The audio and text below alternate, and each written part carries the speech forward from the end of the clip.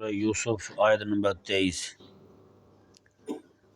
اعوذ باللہ من الشیطان الرجیم، بسم اللہ الرحمن الرحیم۔ وراودته التي هو في بيتها عن نفسه وغلقت الأبواب وقالت هيت لك قال معاذ الله إنه ربي أحسن مثواي إنه لا يفلح الظالمون۔ حضرت سیدنا یوسف علیہ نبینا وعلیہ السلام آپ جب جوان ہو گئے، آج نمبر 22 میں اللہ تعالیٰ نے آپ کے جوان ہونے کا ذکر فرمایا۔ باپ کڑیل جوان ہو گئے، خوبصورت تو تھے ہی، جس گھر میں رہتے تھے وہ گھر میں جو خاتون تھیں وہ بھی ظاہری بات ہے کہ حکمران کے گھر میں تھیں، اچھا کھانا پینا اور اچھے معاملات ان کے، اور ادھر حضرت یوسف علیہ السلام جو ہیں وہ بھی انتہا کے خوبصورت، اور ایک وجہ اور بھی تھی کہ وہ خور عورت جو تھیں، عزیز مصر جو تھا وہ عینین تھا۔ عینین اسے کہتے ہیں جو خاتون کے قابل نہ ہو۔ تو اس طرح کر کے مختلف چیزیں جو ہیں وہ داعیے ایک ہی جگہ جمع ہو گئے، تو چونکہ اب رہتے اسی گھر کے اندر ہی تھے، خاتون جو ہیں وہ حضرت سیدنا یوسف علیہ نبینا علیہ السلام کا دل لبھانے لگیں، اپنی طرف متوجہ کرنے لگیں۔ یہاں جو اللہ تعالیٰ نے ایک لفظ ارشاد فرمایا بڑا پاکیزہ، یہاں بھی لوگ بیان کرتے ہیں اپنے پاک تعلق کو، بھی لوگ بڑے گندے انداز میں بیان کرتے ہیں۔ میاں بیوی کے تعلق کو، میاں بیوی کے باہمی تعلقات ہوتے ہیں، بعد میں کھڑے ہو کے بیان کر دیتے ہیں باہر۔ حضرت سیدنا سلمان فارسی رضی اللہ تعالیٰ عنہ کی شادی ہوئی، دوسرے دن لوگ پوچھنے لگے سنائیں جی کیسا معاملہ رہا آپ کا؟ آپ رضی اللہ تعالیٰ عنہ فرمانے لگے کہ دیکھو بات سنو، میرے گھر میں دروازے بھی لگے ہوئے ہیں، کھڑکیاں بھی ہیں، دیواریں بھی ہیں، میں نے جو بھی معاملات کیے ہیں اندر کیے ہیں، اگر میں باہر لوگوں کو بیان کرتا پھروں تو پھر میرے دروازے، کھڑکیاں، پردے لگانے کا فائدہ کیا ہے؟ دیواریں لگانے کا کیا فائدہ ہے؟ یہ بھی تو بتاؤ۔ اس لیے کریم آقا علیہ السلام نے بڑے سخت انداز میں اس کی تردید فرمائی ہے، تذمیم فرمائی، مذمت فرمائی حضور نے۔ آقا علیہ السلام نے فرمایا کہ دونوں میاں بیوی جو ہیں وہ باہم ملیں، ملنے کے بعد جو ہے میں وہ باہر آ کر کے ان میں سے کوئی بھی لوگوں کو بیان کرنے لگے۔ کریم آقا علیہ السلام نے فرمایا پھر ان کی مثال جو ہے اس گدھے اور گدھی جیسی ہے جو کہیں پر بھی، یعنی عوامی مقام پر بھی وہ اپنی حاجت پوری کرنے لگتے ہیں۔ یعنی کہ تم نے یہ معاملہ کیا تو چھپ کے تھا، پھر لوگوں میں لانا، لوگوں میں بیان کرنا، یہ کیا تک بنتا ہے؟ تو کریم آقا علیہ السلام نے ایسے مرد کو اور ایسی عورت کو گدھے اور گدھی کے ساتھ تشبیہ دی ہے، سمجھایا نا؟ تو قرآن کریم کا انداز جو ہے وہ بات کو پردے میں رکھ کے کرتا ہے۔ اللہ تعالیٰ نے جہاں آدم علیہ السلام کے اپنے گھر والی کے ساتھ قربت کو ذکر کیا، اللہ تعالیٰ نے فلما تغشاها حملت حملا خفیفا، میں جب آدم علیہ السلام نے ڈھانپ لیا حضرت حوا کو، سبحان اللہ کیا پیارا انداز ہے۔ اور جہاں پہ اللہ تعالیٰ نے بدکار مردوں، بدکار عورتوں کی بات کی، وہاں پہ سیدھا زنا کا لفظ بولا اللہ نے، میں الزانیۃ والزانی، میں زنا کرنے والا مرد اور زنا کرنے والی عورت، وہاں پہ لفظ سیدھا زنا کا ہے۔ جہاں پہ حلال تعلق کی بات تھی وہاں بات کسی اور انداز میں بھی کی جا سکتی تھی، لیکن خلاق کائنات نے اس کو ایسے پیرائے میں اور ایسے انداز میں بیان فرمایا۔ فلما تغشاها حملت حملا خفیفا، فرمایا کہ آدم علیہ السلام نے اپنی زوجہ مطہرہ کو ڈھانپ لیا، حملت حملا خفیفا، وہ ہلکا سا بوجھ اٹھائے پھرتی تھی۔ اب دیکھیں کیسا لفظ ہے بچے کے پیٹ میں آنے کے لیے، حملت حملا خفیفا، میں کہ وہ بوجھ اٹھائے پھرتی تھی۔ اس بچے کے پیٹ میں آنے کو بھی اسلام نے قرآن نے کیسے پیرائے میں بیان کیا ہے، اسے بھی اللہ تبارک و تعالی نے ایسا لفظ بیان فرمایا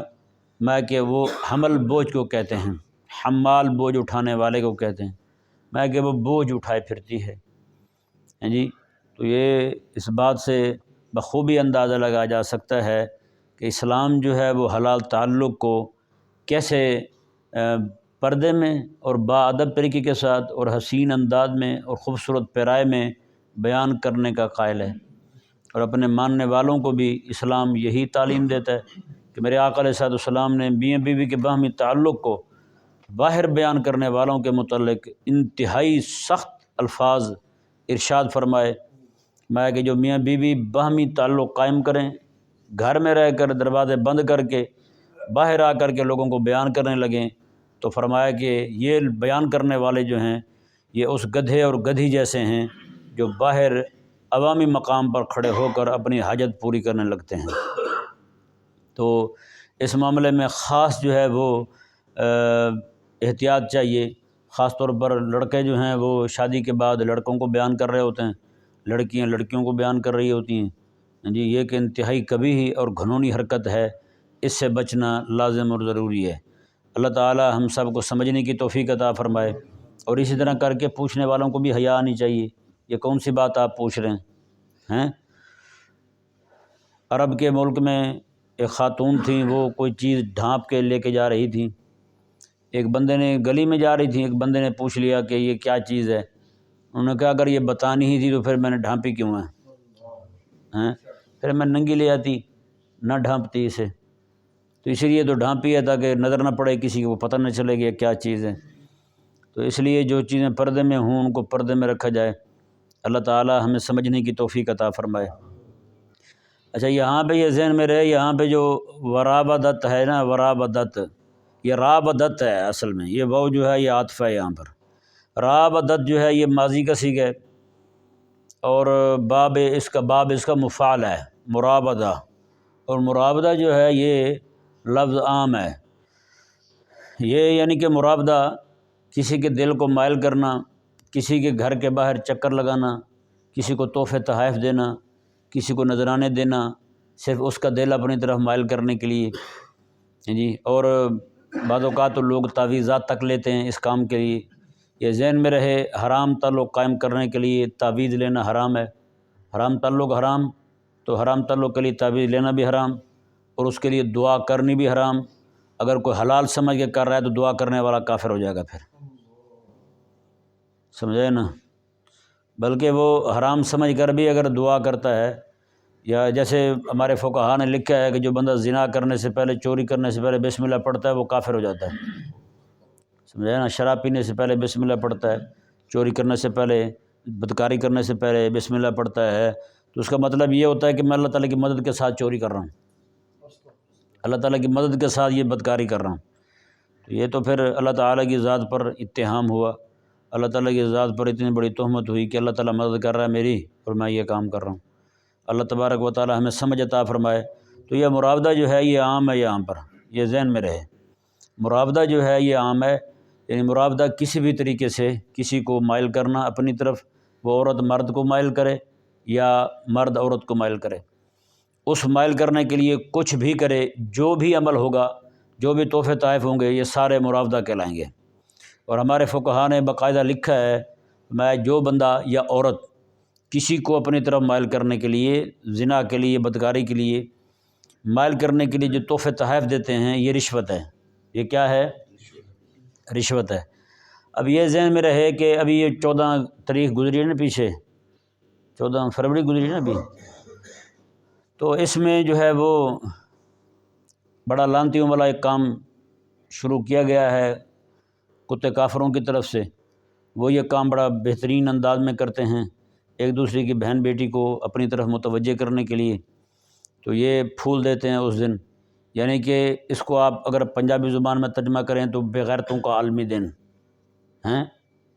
بغیرتوں کا عالمی دن کہہ لیں، یا لچوں کا، لفنگوں کا، ہیں جی، تو اس طرح کر کے یہ دن جو ہے وہ مناتے ہیں۔ اس دن میں نے ایک تحریر لکھی تھی، میں نے کہا کہ اس دن جو ہے شوہر جو ہے وہ اپنی بیوی کو بھی پھول نہیں دے سکتا، کیونکہ اس دن چونکہ وہ چوڑے لوگ جو ہیں وہ یہ حرکت کر رہے ہیں، تو اس دن یہ کرے گا تو ان کے ساتھ تشبہ لازم آئے گا۔ تو 4-5 مفتیان کرام جو ہیں وہ شروع نہیں ہو گئے، وہ کہنے لگے اپنی بیوی کو تو جائز ہے حضرت، یہ کیا فرما رہے ہیں؟ میں نے کہا یہی تو مسئلہ ہے بھائی صاحب، آپ نے صرف ٹٹی پوٹی کے مسئلے پڑھے ہیں، اگر آپ یہ تشبہ والا مسئلہ پڑھیں تو ہمارے بزرگوں نے کیا لکھا ہے؟ ہمارے بزرگ تو یہ فرماتے ہیں کہ مثال کے طور پر ہندوؤں کی ہولی دیوالی ہوتی ہے، وہ کوئی مٹھائی وغیرہ بانٹیں،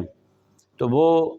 ہاں جس دن وہ اپنے لچھن کر رہے ہوں، رنگ شنگ کر رہے ہوں، اس دن مسلمان جو ہے وہ رنگ لینے بھی نہ جائے دکان پر، ضرورت بھی ہو، کہیں یہ لو نہ ہو کہ لوگ اس کو ہندو سمجھنے لگیں ہیں، وہ جو چیز باہر کھڑے ہو کے کھا رہے ہوں وہ چیز بھی نہ کھائے، کہیں یہ نہ ہو کہ لوگ اس کو ہندو سمجھیں۔ ہاں جی، ظاہری بات ہے وہ دن ایسا ایک دن ہے کہ اس دن سارے لوگ پھولوں کا رخ کرنے والے، پھول لینے والے سارے اسی طرف رخ کرتے ہیں منڈیوں کا۔ اگر جناب وہ جہاں پہ لچے کھڑے ہوں وہاں پہ حاجی صاحب بھی کھڑا ہو تو کہیں یہ نہ ہو کہ وہ لچوں میں حاجی صاحب کا نام بھی آ جائے پھر۔ ہاں جی، اس لیے یہ بات جو ہے نا یہ بہت زیادہ ضروری ہے۔ اللہ اکبر۔ یہاں مجھے حضرت عمر رضی اللہ تعالیٰ عنہ کا فرمان شریف یاد آ رہا ہے۔ آپ فرماتے ہیں، حضرت عمر رضی اللہ تعالیٰ عنہ فرماتے ہیں کہ اس وقت اسلام ٹکڑے ٹکڑے ہو جائے گا جب اسلام کے ترجمان، اسلام کے ماننے والے، اسلام کے رہنما، مسلمانوں کے رہنما جو ہیں وہ جاہلیت کو سمجھنا ہی چھوڑ دیں گے، ان کو جاہلیت کا پتہ ہی نہیں ہوگا۔ جاہلیت، بے حیائی، بے غیرتی، فحاشی، عریانی، یہ چیزیں جو ہیں جتنی آج چل رہی ہیں، جو ابو جہل کے دور میں تھا وہی آج لوٹ آیا ہے۔ ہاں جی، جو کچھ وہاں ہوتا تھا وہی آج ہونے لگا ہے۔ ہاں جی، تو پھر یہ کس دن اس پہ انشاءاللہ میں تفصیلاً گفتگو کروں گا۔ تو حضرت عمر رضی اللہ عنہ نے فرمایا کہ جس وقت اسلام کے رہنما، مسلمانوں کے رہنما جو ہیں وہ ایسے جاہل بن جائیں گے جو جاہلیت کو نہیں پہچانیں گے، تو فرمایا کہ اس وقت اسلام جو ہے میں تنقض الاسلام عروہ عروہ، میں اسلام کے ایک ایک تار جو ہے وہ کاٹ کے رکھ دے جائے گی، اسلام ٹکڑے ٹکڑے ہو جائے گا اس وقت۔ آج وہی حال ہوا ہے۔ سچی بات ہے، جس بھی مولوی سے بات ہو وہ کہتا ہے کیا حرج ہے؟ ہاں جی، یہ ابھی میلاد شریف پہ کیک کاٹنا نصرانیوں کی کرسمس ہے، اس کے ساتھ تشبیہ ہے۔ ہاں جی، ہم نے بیان بھی کیا، مولوی پڑھ گئے، فلانا پیر تو کہتا ہے جی جائز ہے کرنا۔ بھئی پیر صاحب کی اگر توجہ نہیں ہے اس طرف، پیر صاحب جو ہیں اس مسئلے کی حساسیت کو نہیں سمجھتے، تو کیا مطلب ہے کوئی بیان کرے تو آپ اس کے گلے پڑ جاؤ؟ ہاں جی، یہ تو غلط بات ہے۔ کئی بار ہم نے بیان کیا تو لوگ الٹا ہمیں پڑ جاتے ہیں، الا اللہ پڑھ کے شروع ہو جاتے ہیں، یہ آپ تو کیسی احمقانہ بات کر دی، ہمارے پیر صاحب تو یہ فرماتے ہیں۔ میں نے کہا آپ کے پیر صاحب جس جگہ بیٹھے ہوئے ہیں ان کو اسلام پہ ہونے والے حملوں کا پتہ ہی کوئی نہیں بیچاروں کو۔ ہاں جی، تو پھر آپ جو ہے نا وہ ہمیں کیوں دوش دیتے ہو؟ ہاں جی، ہمیں ہی مجرم ٹھہراتے ہو، جبکہ ہم تو مسلمانوں کو بچانا چاہتے ہیں۔ ہاں جی، یہ تشبہ ہے سیدھا سیدھا یہود نصرانیوں کے ساتھ۔ نصرانی جو ہے وہ کرسمس کا کیک کاٹتے ہیں اور ہیپی برتھ ڈے پڑھتے ہیں، اور اس دن جناب نعوذ باللہ ہمارے مسلمانوں نے بھی دیکھا دیکھی کیک کاٹنے شروع کر دی۔ ایک مولوی صاحب تھا وہ بیان کے لیے مجھے بلاتا تھا،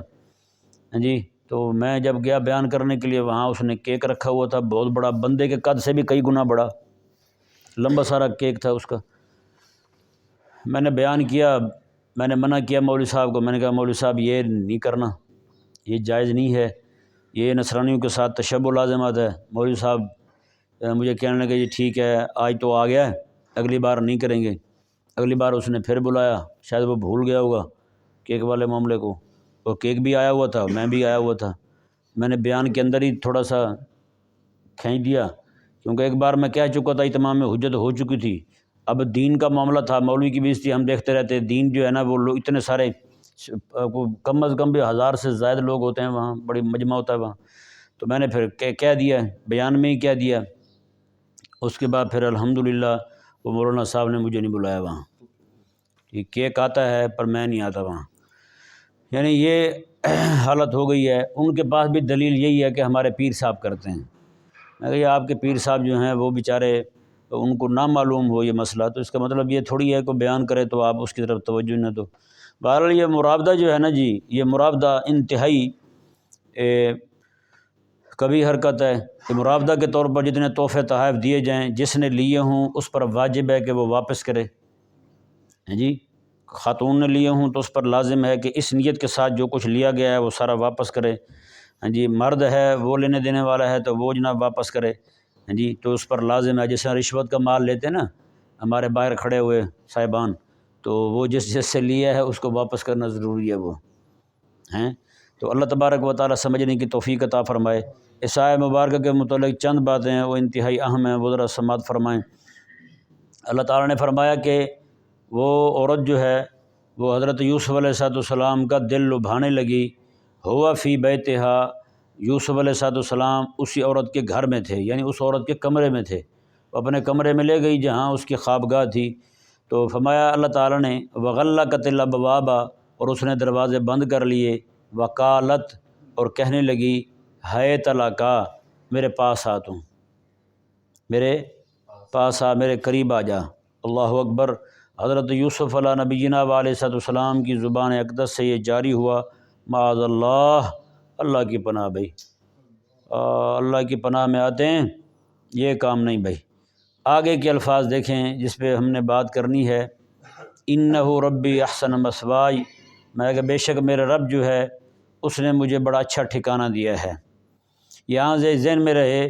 پیچھے جو پناہ چاہی جا رہی ہے وہ اللہ تعالیٰ سے، تو یہاں کا کلام جو ہے انہ ربی احسن مثوائی، بے شک میرا رب جو ہے اس نے مجھے اچھا ٹھکانہ دیا ہے، یہاں لفظ رب سے مراد بھی اللہ تعالیٰ ہی ہے، یہاں لفظ رب سے مراد بھی اللہ تعالیٰ ہی ہے۔ یہ پہلا قول ہے، کیونکہ حضرت سیدنا یوسف علیہ السلام جو ہیں آپ رب اللہ تعالیٰ کے علاوہ کسی کو نہیں کہہ سکتے، یہ پہلا نظریہ ہے۔ دوسرا نظریہ یہ ہے اس آیت مبارکہ کے متعلق، وہ کہتے ہیں کہ انہ ربی احسن مثوائی جو ہے یہاں رب سے مراد مالک ہے اور آقا ہے، اور اس سے مراد جو ہے وہ عزیز مصر ہے جو حضرت یوسف علیہ السلام کو خرید کر کے اپنے گھر لایا تھا۔ تو مطلب یہ ہے اس کا کہ یوسف علیہ السلام نے فرمایا کہ بے شک یہ جو ہے بادشاہ میرا جو آقا ہے اس نے مجھے اچھا ٹھکانہ دیا ہے، تو اب میں اس طرف پڑ جاؤں، اس کے گھر میں ہی خیانت کرنے لگوں، تو یہ میرے لیے درست نہیں ہے۔ ایک بات پھر وہ کہتے ہیں کہ یہاں پہ انہ ربی سے مراد جو ہے، دوسرے قول والے جو کہتے ہیں یہاں اس سے مراد بادشاہ اور آقا ہے، وہ کہتے ہیں کہ اگر ہم یہاں پر مراد لیں اللہ تعالیٰ کو، تو وہ تو اللہ تعالیٰ کو مانتی نہیں تھی خاتون، ابھی تک تو وہ اسلام کی طرف مائل نہیں ہوئی تھی، یوسف علیہ السلام نے بھی اس کو اس طرف کوئی دعوت نہیں دی تھی، تو پھر وہ خاتون جو ہے اس کے سامنے جب وہ اللہ تعالیٰ کو مانتی نہیں ہے تو اللہ تعالیٰ کا ڈر اسے سنانا یہ تو کوئی معنی نہیں رکھتا۔ نہیں سمجھ آ رہا مسئلہ؟ اگر انہ ربی یہ لفظ رب سے مراد بھی اللہ تعالیٰ ہو تو فرماتے ہیں کہ پھر وہ تو مائی خاتون جو ہے وہ تو اللہ تعالیٰ کو مانتی نہیں ہے، آخرت کو مانتی نہیں ہے، تو پھر اسے اللہ تعالیٰ کا ڈر یاد دلانا یہ تو پھر فائدہ سے خالی ہوا، اس کا تو فائدہ ہی کوئی نہیں۔ کس لیے حضرت یوسف علیہ السلام جو ہیں اس خاتون کو یہ ڈر سنائیں گے، جی اس کو جناب کہیں گے کہ تم آئی کیا کر رہی ہے، اللہ تعالیٰ جو ہے وہ دیکھ رہا ہے، یا جو بھی معاملہ ہو، لیکن اس کا جواب یہ ہے کہ حضرت سیدنا یوسف علیہ السلام جو ہیں آپ نے یہاں پر انہ ربی سے کہ بے شک میرا آقا جو ہے، یعنی مراد جیسے بادشاہ ہی لیا، کس کو مراد لیا؟ بادشاہ ہی مراد لیا، تو یہاں پر اس عورت کو آر دلانا تھا، اس عورت کو حیا دلانی تھی کہ خاتون تو کیا کر رہی ہے، کہ بے شک میرا جو بادشاہ ہے، میرا جو آقا ہے وہ مجھے یہاں گھر لایا ہے، احسن مثوائی، اس نے مجھے اچھا ٹھکانہ دیا ہے، کھانے پینے کا بندوبست کیا ہے، تو اب میں جو ہے یہاں اس کے گھر میں رہ کر کے یہ کام کروں گا تو میرے لیے تو بڑی عیب والی بات ہے پھر ہیں۔ اور یہ کہہ کر کے اللہ اکبر کبیرہ، آپ نے بات کس انداز میں کی ہے، قربان جائیں، آپ کہنا اپنا رہے ہیں لیکن سنانا اسے چاہ رہے ہیں۔ آپ نے مجھے تو چند سال ہوئے ہیں یہاں رہتے ہوئے، تو میں یہ خیانت نہیں کرنا چاہتا اس کے گھر کے ساتھ، تم تو اس کی ہر چیز کے مالک بنی بیٹھی ہو، تم تو اس کی ہر چیز، سمجھ آ رہی نہیں آ رہی یار، تم تو اس کی ہر چیز کی مالک بنی بیٹھی ہو، تو پھر تمہارا جو ہے وہ اس طرح کر کے اس کے معاملے میں خیانت کرنا یہ تو بات درست نہیں ہے۔ یعنی آپ جو ہیں یہاں پر بادشاہ کو اپنے لیے رب نہیں کہہ رہے، بلکہ یہ آپ کا کلام جو ہے یہ مقام تنبیہ میں ہے، مقام عار میں ہے، اس کو عار دلا رہے ہیں۔ میں تو چند سال ہوئے یہاں آیا ہوں اور میں یہاں کسی شے کا مالک بھی نہیں ہوں، تو مجھے اگر حیا آ رہی ہے کہ اس کے اس میں گھر کے معاملے میں خیانت کا مرتکب ہوں، تو یہاں اس کی ہر چیز کے مالک بنی بیٹھی ہے، اتنے عرصے سے یہاں رہ رہی ہے، تو تجھے کوئی خیال نہیں آ رہا کہ تو جناب اس طرح کا کام نہ کرے، تو جناب ہے نا اس کے معاملے میں خیانت نہ کرے۔ اللہ اکبر کبیرہ۔ تو حضرت سیدنا یوسف علیہ نبینا و علیہ السلام یہ ایسے ہی ہے جیسے قرآن کریم میں کئی مقامات ویسے بیان ہوئے۔ ایک مقام جو ہے وہ حضرت سیدنا عیسیٰ علیہ السلام کے متعلق بیان ہوا۔ نصرانی نے ایک جو میں سنانے لگا تھا وہ ذرا لمبا چوڑی بحث ہو جاتی ہے، ابھی اس وقت ہمت نہیں پڑ رہی۔ میں ایک اور مقام آپ کو سناتا ہوں، مقام مناظرہ میں نصرانی جو ہے نا وہ حضرت شاہ عبدالعزیز محدث دہلوی رحمہ اللہ کے پاس آگے کہنے لگے کہ تمہارے جو نبی کے نواسے کربلا میں شہید ہو رہے تھے، تو تمہارے نبی نے اللہ تعالیٰ کو کہہ کر کے بچا کیوں نہیں لیا؟ تمہارے نبی نے اللہ تعالیٰ کو کہہ کر کے بچا کیوں نہیں لیا؟ اب یہ بات جو ہے وہ انتہائی نازیبہ تھی ان کا یہ بات کرنا۔ اب حضرت سیدنا شاہ عبدالعزیز محدث دہلوی رحمہ اللہ نے ان کو پکڑا اور ان کو جو کلام آپ نے فرمایا نا وہ کلام حقیقت میں کرنا جائز نہیں ہے، وہ کلام کرنا جائز نہیں ہے، نہ وہ نظریہ رکھنا جائز ہے نہ وہ کلام کرنا جائز ہے، لیکن چونکہ مقام مناظرہ تھا، مقام مناظرہ پر سامنے والے کو ساکت کرنے کے لیے، اس کو چپ کروانے کے لیے اس طرح کے کلام کی اجازت ہے جو خصم کے نزدیک تو قابل قبول ہو، آپ نہ مانتے ہو اسے، خصم جو ہے یعنی مد مقابل جو ہے وہ اس بات کو مانتا ہو، آپ اس بات کے قائل نہیں ہیں۔ جیسے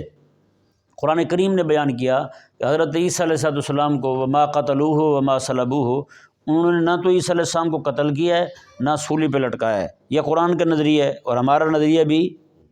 یہی ہے کہ عیسیٰ علیہ السلام کو سولی پہ نہیں لٹکایا گیا اور نہ ہی آپ کو قتل کیا گیا ہے، جبکہ نصرانیوں کو یہ نظریہ ہے کہ حضرت عیسیٰ علیہ السلام کو سولی پہ لٹکایا گیا ہے اور آپ کو قتل کیا گیا ہے۔ اللہ اکبر۔ تو انہوں نے جب آ کر کے کہا کہ آپ کے نبی کے نواسے شہید ہو رہے تھے تو آپ کے نبی نے آپ کے رب کو کہہ کر کے ان کو بچا کیوں نہیں لیا؟ اب حضرت سیدنا یوسف حضرت شاہ عبدالعزیز محدث دہلوی رحمہ اللہ نے ان کا ہی عقیدہ بیان کیا، اور کس انداز میں کس پیرائے میں بیان کیا تھا کہ وہ بھی چپ ہو جائیں، ذلیل ہو جائیں۔ آپ نے فرمایا کہ یار ہمارے نبی نے اللہ تعالیٰ کو کہا تھا، انہوں نے کہا اللہ تعالیٰ نے فرمایا کہ یہودی ایسے ذلیل ہیں، انہوں نے تو میرے بیٹے کو شہید کر دیا تھا، عیسیٰ علیہ السلام کو۔ یہودیوں کا بھی یہی نظریہ نا، عیسیٰ علیہ السلام کو یہودیوں نے سولی پہ لٹکایا تھا، تو ہمارا یہ نظریہ کہ وہ اس طرح کی حرکت کرنے لگے تھے لیکن اللہ نے بچا لیا تھا۔ شاہ عبدالعزیز محدث دہلوی رحمہ اللہ نے فرمایا کہ ہمارے نبی نے اللہ تعالیٰ کی بارگاہ میں عرض کی تھی یا اللہ میرے نواسے ہیں ان کو بچا لے، تو اللہ تعالیٰ نے فرمایا کہ حبیب پیارے ان کا کیا کیا جائے، یہ تو ہیں ہی اتنے گھٹیا، انہوں نے تو میرے بیٹے کو شہید کر دیا تھا، عیسیٰ علیہ السلام کو سولی پہ لٹکا دیا تھا، تو میں آپ کے بیٹے کو نواسوں کو کیسے بچاؤں؟ ہاں جی، اس طرح کا کلام کیا آپ نے، تو جس سے جناب وہ نصرانی جو ہیں وہ ذلیل ہو گئے۔ یہ مقام مناظرہ ہے، یہ کیا ہے؟ مقام مناظرہ ہے۔ مقام مناظرہ میں وہ بات جو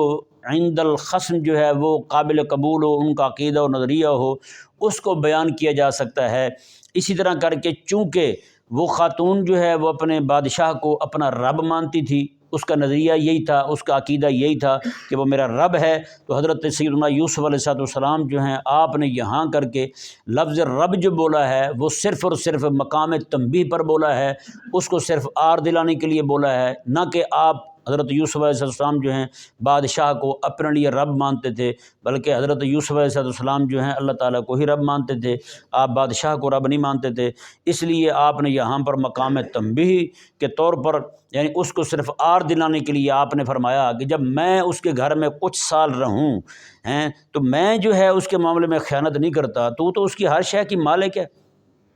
تو کس طور پر یہ خیانت کر سکتی ہے اس کے معاملے میں؟ اللہ اکبر کبیرہ۔ امید ہے یہ مسئلہ آپ کو واضح ہو گیا ہوگا۔ اللہ تبارک و تعالیٰ نے ارشاد فرمایا کہ انہ لا یفلح الظالمون۔ حضرت سیدنا یوسف علیہ السلام نے فرمایا ظالم لوگ کامیاب نہیں ہوتے، یعنی کہ آپ نے یہاں پر یعنی کلام بظاہر صیغہ ظالمون مذکر والا ہے، کس والا ہے؟ مذکر والا صیغہ ہے کہ مرد جو ہیں وہ جو ظلم کرنے والے ہیں وہ کامیاب نہیں ہوتے، لیکن یہاں پر ظلم ہو کس کی طرف رہا تھا؟ خاتون کی طرف سے ہو رہا تھا۔ آپ نے سمجھانے کے لیے اس کو کہتے ہیں فصاحت اور بلاغت کے زبان میں مقام تعریض، کیا کہتے ہیں اس کو؟ مقام تعریض۔ سامنے والا بندہ جو ہے اس میں جو عیب پائے جا رہا ہو اس کو عمومی انداز میں بیان کر دینا، اس کا نام نہ لینا، اس کو مخاطب نہ بنانا، اسی طرح کہہ دینا کہ ظلم کرنے والے مرد جو ہیں وہ کامیاب نہیں ہوتے، جبکہ ظلم جو ہے وہ عورت کی طرف سے رہا تھا، مرد جو ہے یہاں پر مظلوم تھا۔ اللہ تبارک و تعالی ہم سب کو سمجھنے کی توفیق عطا فرمائے۔